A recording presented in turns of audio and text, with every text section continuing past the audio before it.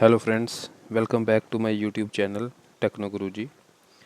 आज का हमारा टॉपिक है carbon black filler part 2। First part में हमने डिस्कस किया था कार्बन मैन्युफैक्चरिंग प्रोसेस एंड अभी हमारा जो सेकंड पार्ट है इसमें हम आपको कार्बन के बारे में बताएंगे। Carbon particle size, surface area, कैसे वो मिक्सिंग का प्रोसेस होता है, क्या क्या उसकी और प्रॉपर्टीज़ होती हैं, क्या चीज़ हमें देखना होता है। ओके, तो अभी हम स्टार्ट कर रहे हैं carbon black filler process part 2।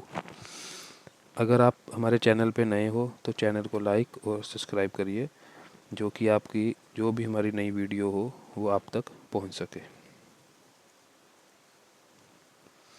तो सबसे पहले जो हमारा है फिलर, फिलर को हम कार्बन ब्लैक फिलर भी बोलते हैं, कुछ फिलर भी बोलते हैं, कुछ वाइट फिलर भी होते हैं, कुछ ब्लैक फिलर भी होते हैं। तो अभी हम सिर्फ डिस्कस करेंगे ब्लैक फिलर। यहाँ पे जो मैंने मेंशन किया है कार्बन ब्लैक फिलर, तो हम फिलर से स्टार्ट करेंगे। तो बेसिकली सबसे पहले हमारा क्या होता है, fillers are use to modify the property of a rubber product. It means जब भी हम एक कंपाउंडिंग में रबड़ मिक्सिंग करते हैं तो उसमें अगर हम फिलर का यूज़ नहीं करते, चाहे वो ब्लैक फिलर हो या वाइट फिलर हो, तो जो हमें मॉडिफिकेशन चाहिए हमारी प्रॉपर्टीज़ में, टायर में, तो वो हमारी अचीव नहीं हो पाती। इट मीन्स जो हमारा ब्लैक फिलर है उसका बहुत ही मेन रोल होता है हमारे कंपाउंडिंग में और टायर में। ठीक है, अगर हम इसको यूज़ नहीं करते हैं तो बैकबोन जैसे बंदे की रीढ़ की हड्डी नहीं होती ना, तो वैसे टायर बनता है, वैसे रबड़ की कंपाउंडिंग होती है। तो इसके पर्पस क्या होते हैं, इम्प्रूव एक्सट्रूजन करेक्टरिस्टिक्स। जो हम एक्सट्रूडिंग करते हैं उसमें इसका फ्लो रेट, उसकी डाई का swell, reduce the die swell और बेटर सरफेस फिनिशिंग, प्रॉपर उसकी फिनिशिंग, उसके अंदर का जो जो हमारा टोटल कंस्ट्रक्शन रहता है वो सब कार्बन के ही बनती है, जो शेप ले पाता है। Reduce swelling and improve mechanical properties. Carbon black is the reinforcement material is essentially for rubber. This reinforcement always come with the reduction in resilience and also high heat generation during processing. Further, carbon black is not a cheaper filler. ये क्या होता है, अगर हम carbon में mixing करते हैं तो जब हम रबड़ की मेस्टिगेशन करते हैं तो मेस्टिगेशन के बाद क्या होता है, रबड़ के जो मॉलिक्यूल की चेन होती है वो ब्रेक हो जाती है। ब्रेक होने के बाद क्या होता है, जब हम उसमें फिलर ऐड करते हैं, कार्बन ऐड करते हैं, तो वो जो चैन ब्रेक होती है वो उसके जो एम्प्टी स्पेस होती है, वेकेंट स्पेस होती है, तो उसके अंदर जो हमारा कार्बन फिलअप होता है, तो जिससे क्या होता है, हमारा रबड़ प्लस कार्बन की बॉन्डिंग होती है, जिससे हमारा कंपाउंड की प्रॉपर्टी अचीव होती है, वो ऊपर में मिक्सिंग प्रॉपर हो जाती है, जिसके कारण हमारा हार्डनेस मतलब और भी प्रॉपर्टीज़ हमारी आती है। और ये जो कार्बन ब्लैक होता है ये चीपर नहीं होता। की प्रॉपर्टीज़ ऑफ द कार्बन, जो हमारी कार्बन की बेसिकल प्रॉपर्टी होती है वो सबसे पहले हम उसको लिखते हैं high surface area, electricity conductivity, high ultraviolet, UV absorption and colouring agent. High surface area क्या होता है, carbon black has a large surface area relative to its volume which make it an effective reinforcement agent in a rubber. According to the different different carbon grades में क्या होता है, grades के हिसाब से ही जो हमारे कार्बन का सरफेस एरिया होता है वो डिफाइन होता है। जितना हमारा सरफेस एरिया ज़्यादा होगा, ओके, उतना ही वो रेनफोर्समेंट होगा, और जितना ज़्यादा रेनफोर्समेंट होगा उतना उसका रबड़ के साथ बॉन्डिंग अच्छी बनेगी, और जो हमारी फिजिकल प्रॉपर्टी होती है वो ज़्यादा होगी। Electrical conductivity, some grades of carbon black are conductive and are used in applications where electrical conductivity is needed, such as in battery electrodes and conductive coatings. इसमें क्या होता है, कुछ कार्बन ब्लैक हमारे ऐसे होते हैं जो हमारे कंडक्टिव नेचर के होते हैं, जिसमें क्या है हमारी इलेक्ट्रिसिटी पास हो जाती है। तो ये जो कार्बन ब्लैक होते हैं इसको हम अपने इलेक्ट्रिकल इंस्ट्रूमेंट में यूज़ करते हैं, जो बैटरीज हमारी होती है उसमें यूज़ करते हैं। और इसके लास्ट वीडियो में भी मैंने आपको बताया था, बाकी मैं वीडियो का लिंक आपको ऐड कर दूंगा तो आप उसमें मैन्युफैक्चरिंग प्रोसेस देख सकते हो। उसमें हमने आपको बताया था कि ये जो हमारे कार्बन ब्लैक होते हैं डिफरेंट डिफरेंट प्रोसेस से मैन्युफैक्चर होते हैं और उनकी एप्लीकेशन कहाँ होती है। High ultra violet absorption, carbon black has excellent ultra violet stability, meaning its absorb ultra violet light and provide UV protection to the product. In such it is used preventing degradation caused by the sunlight. जैसे अगर हमारा tyre बनता है तो tyre में क्या होता है, अगर हम टायर या रबड़ को ओपन इन्वायरमेंट में रख दें तो क्या होता है, उसके ऊपर सनलाइट इफ़ेक्ट करती है, अल्ट्रा वायलेट आती है, रेन होता है, समर सीज़न है तो हीट होती है, विंटर सीज़न है तो कोल्ड होता है, तो उसमें क्या होता है, उसमें क्रैक आने लग जाते हैं अगर हमारा टायर बाहर रखा हुआ तो वो क्या होता है, वो हमारे मटेरियल को इम्पैक्ट करता है। तो उसके लिए हमारे कुछ इंग्रेडिएंट होते हैं कि जो उनकी लाइफ को बढ़ा देते हैं, प्रोटेक्ट करते हैं कि जो हमारा कम टाइम में प्रोटेक्ट ना हो। हमारी गाड़ियाँ बाहर टायर लगा होता है, धूप में खड़े रहते हैं, तो वो क्या होता है, धीरे धीरे हवा कम हो जाती है, हवा कम हो जाती है तो कोई फिल नहीं करवाता, तो वैसे ही वहाँ पे धीरे धीरे क्रैक आने लग जाते हैं, लॉन्ग टाइम तक रहते हैं। तो कार्बन हुआ, वैक्स हुई, पी वैक्स, पैराफिनिक वैक्स, तो ये हमारे क्या होते हैं, ये हमें इन प्रॉब्लम से प्रोटेक्ट करते हैं। Colour agent, it is a intense black colour make its a widely use pigment specially in the rubber product, plastic, paint and ink. तो अदर कंपोनेंट में भी हम इसको यूज़ करते हैं। Filler is a fine black composed mostly of elements carbon and is produced by the incomplete composition of thermal composition of heavy petroleum product like tar or ethylene cracking tar. It is widely used as an reinforcement agent as a pigment in the variety of the product. ये तुम्हारी कुछ definition होगी carbon manufacturing process की। फिर starting में क्या कहता है, इनकम्प्लीट कंजप्शन, रिंग सेटेशन, polycyclic aromatic compounds. Okay, aromatic compounds में हमारा क्या होता है, ये जो हमारा रॉ मटेरियल जो हम यूज़ करते हैं ये उसको डिफ़ाइन करता है, ये एक स्ट्रक्चर है एरोमेटिक कंपाउंड की। उसके बाद ये प्रोसेसिंग जो हमारी होती है आप, तो उसमें क्या होता है, न्यूक्लिएशन होते हैं, फिर उसके बाद फॉर्मेशन ऑफ प्राइमरी पार्टिकल बनते हैं। तो इसमें क्या होता है, जो स्मॉल पार्टिकल होते हैं और जो बाकी हाइड्रोजन गैस जो अदर गैसेस होती है वो रिमूव हो जाती हैं, और यहाँ से हमारे जो प्राइमरी पार्टिकल हैं ये हमारे कन्वर्ट हो जाते हैं एग्रीगेट्स में, small small particle size aggregate, and then further process is small aggregate converts to the agglomerate।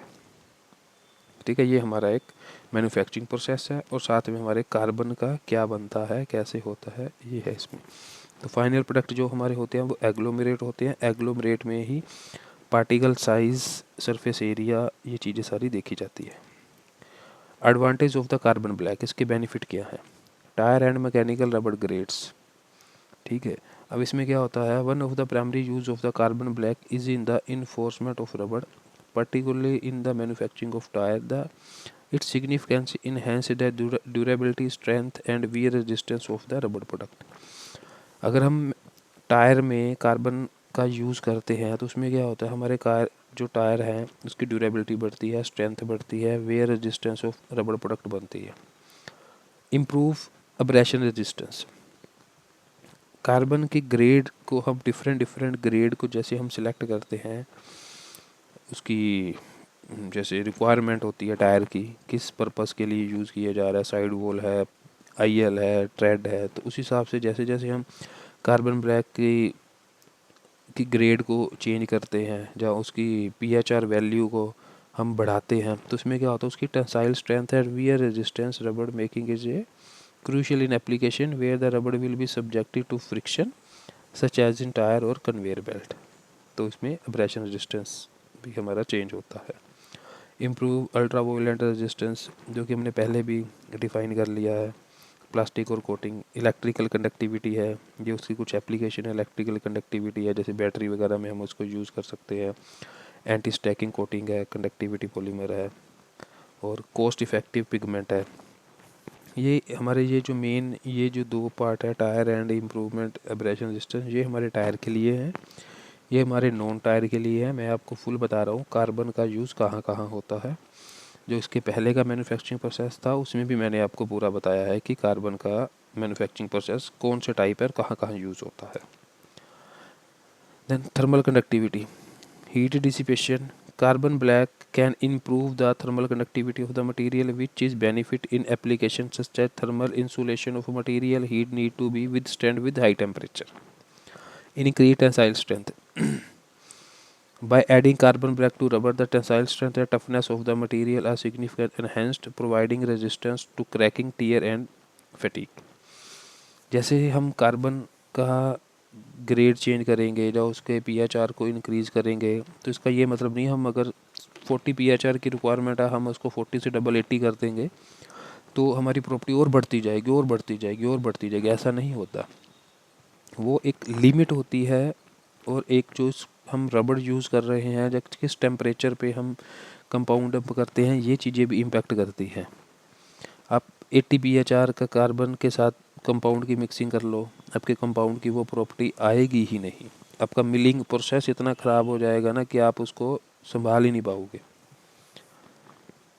Improve fuel efficiency, the manufacturing the tyre in the additional of the carbon back increase the durability and reduce rolling resistance, improve the tyre fuel efficiency and the extending its life span.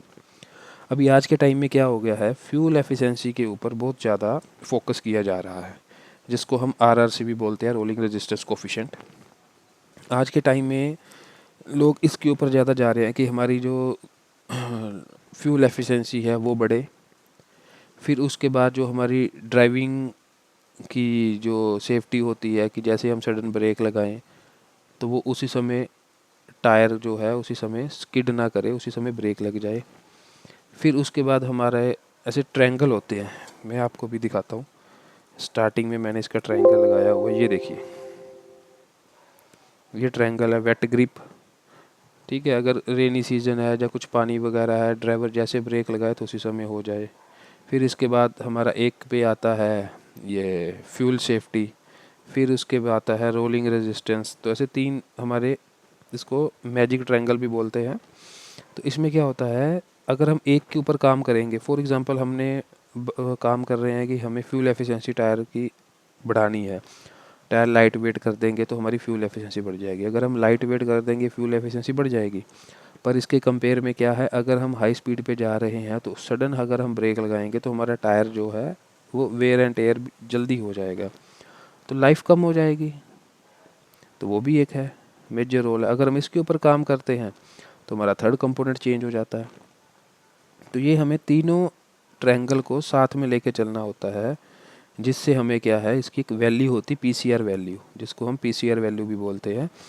तो वो हमारी अलग अलग tyres की, मतलब अलग अलग जो फील्ड के टायर बनाते हैं, पीसीआर टायर हो गया, फिर उसके बाद हमारा O5 टायर हो गया, तो इन सब की अलग अलग होती है।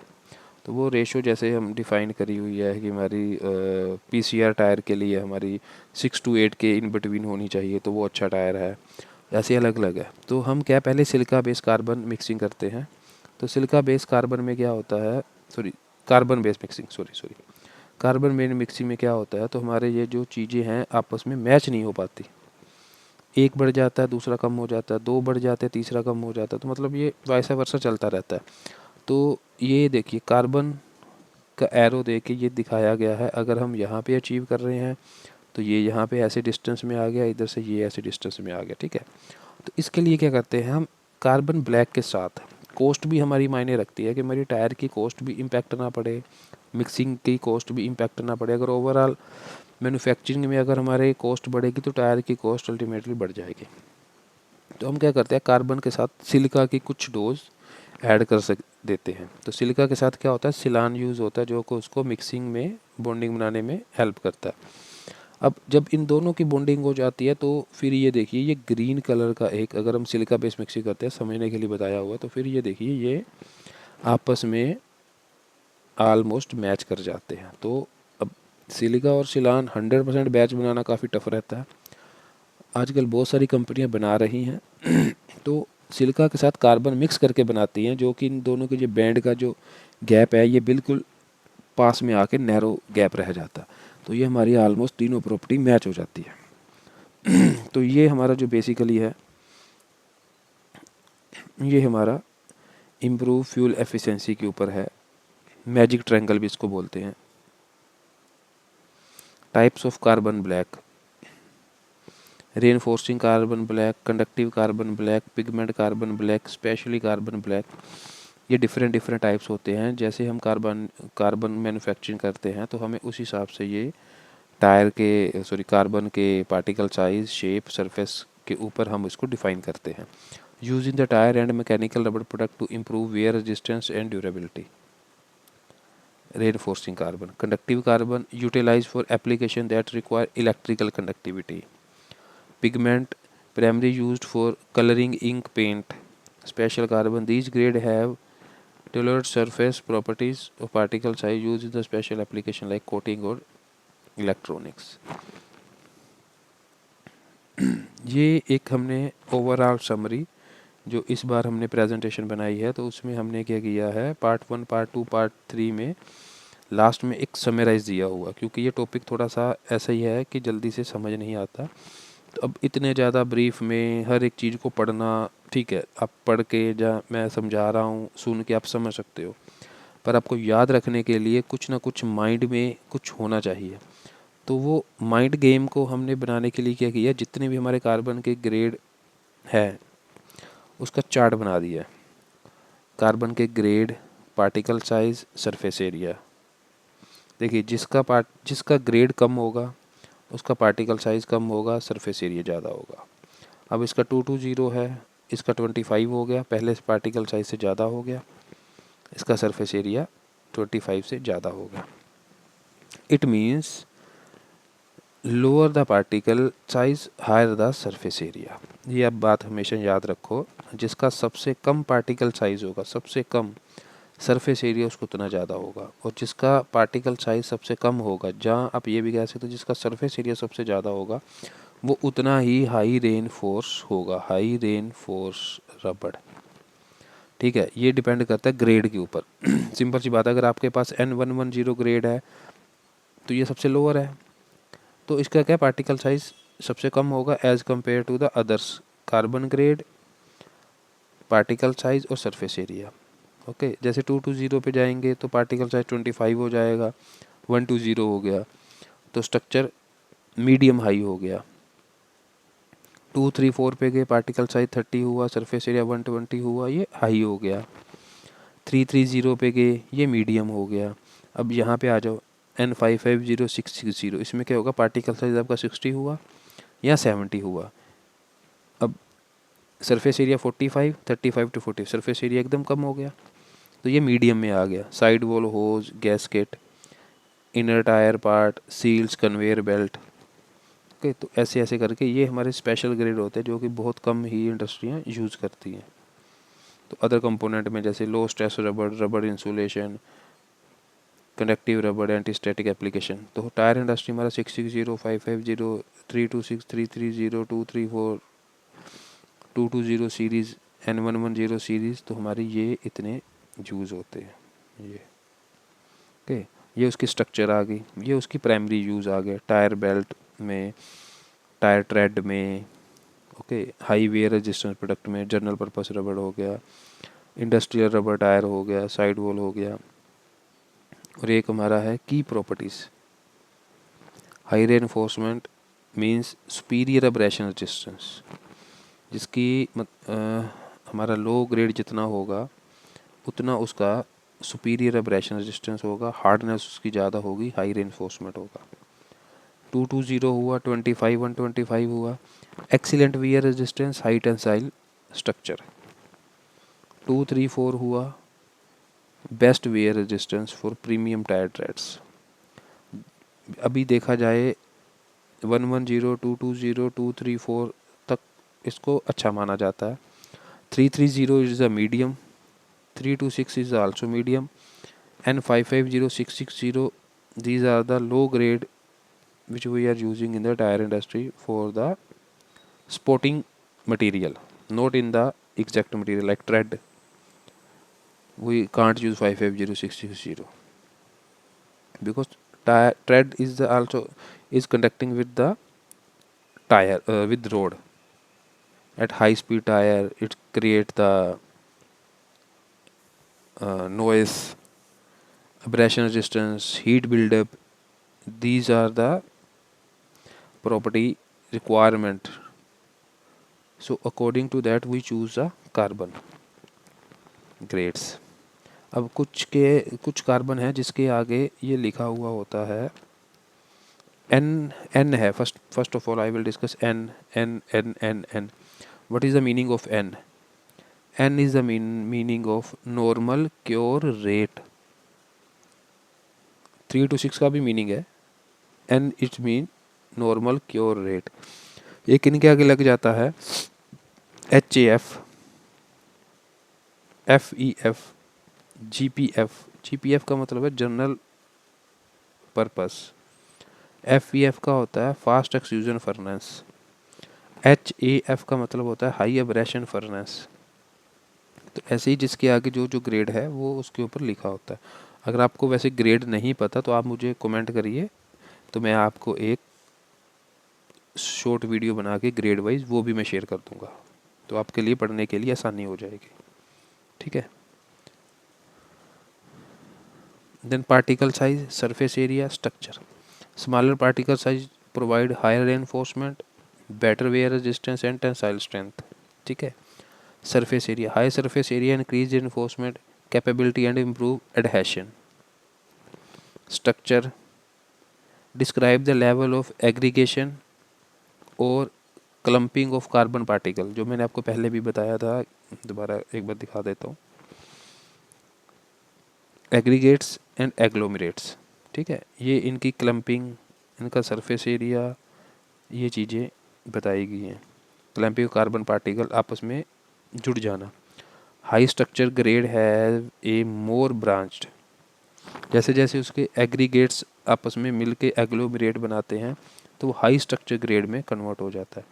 कम्प्लेक्स शेप है which influence the rubbers electricity and reinforcement. ठीक है. तो ये है कार्बन ब्लैक, जिसके हम शूज़ में यूज़ करते हैं, टायर में यूज़ करते हैं, हाईवे में यूज़ करते हैं, अदर फील्ड में हम इसको यूज़ करते हैं, बैटरीज में यूज़ करते हैं. तो ये हमारा एक बेसिक इसका पर्पस है. Okay, thanks for watching my video. अभी हमारा नेक्स्ट पार्ट आएगा, पार्ट 3 कार्बन ब्लैक का, जो कि हम उसमें बताएंगे आपको कि कौन से हमारे टायर के कंपोनेंट में कौन कौन सा कार्बन यूज़ होता है और क्यों यूज़ होता है, क्या प्रॉपर्टी होती है. Okay, thank you.